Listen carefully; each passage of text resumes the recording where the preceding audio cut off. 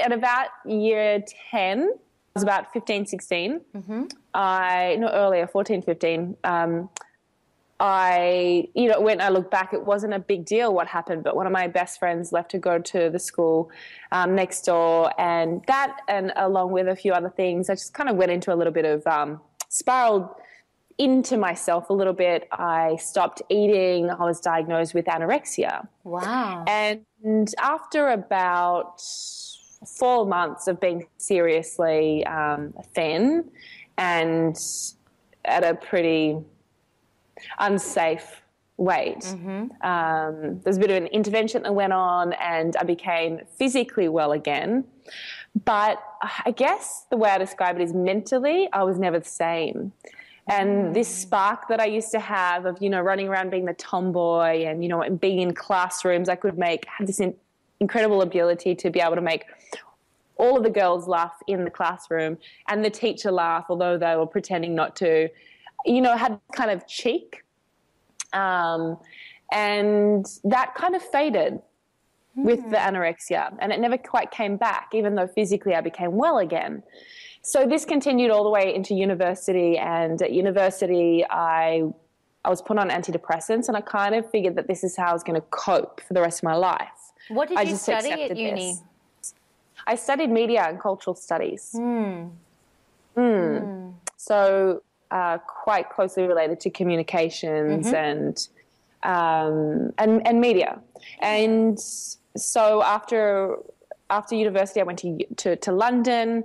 I was, kind of living the London lifestyle, lots of partying, lots of bad food, lots of drinking. Yep. And which really didn't do anything for my depression. Were you still on antidepressants when you went to London? I was on antidepressants. Yeah. And during this London trip, I had previously, for the year or 2 years prior to being in London, worked in an advertising agency. So I went straight from university, worked in this little advertising agency, which is awesome. I learned so much about how to run a business, how to communicate with a team, how to be productive. It was a fantastic experience, but I did take this little break to go to London. I came back from London, went straight back into that same job, same company in advertising. And I thought, look, I feel great. I'm going to ease my way back into fitness. So I thought I'll try a yoga class.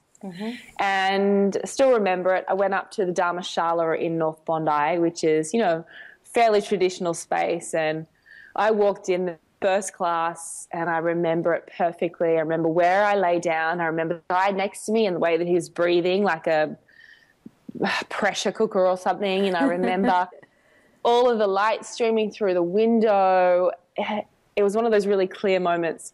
And I remember thinking at the same time, I do not belong here. Like, I should be out having a beer with my friends or, at home on the couch relaxing after work. And I felt strange and I bumbled my way through it. But on my way home that night, I was walking along the promenade in North Bondi, and I literally stopped because I had this little flicker, just a little glimpse of a feeling that I hadn't felt for a very long time. And that was just basically being able to feel something. Because anyone who's been depressed before knows, and antidepressants knows, that feeling of numbness. Yeah. That feeling of not really experiencing any of the highs and not really experiencing any of the lows. Yep. So you're sort of in that mid-grey area. So I saw a little flicker of something a little better. And I thought, I don't know if it's the yoga, maybe it's the stretching, maybe it's the moving, maybe it's the breathing, but I'm going to go back anyway. And sure enough, before work, 4 times a week, I was going to yoga. And after about a month, I came off my antidepressants. Wow. So it was really from that point that I continued to practice, that I knew yoga was always going to be a part of my life, and that I knew that I somehow wanted to make it part of my career. I didn't quite know how.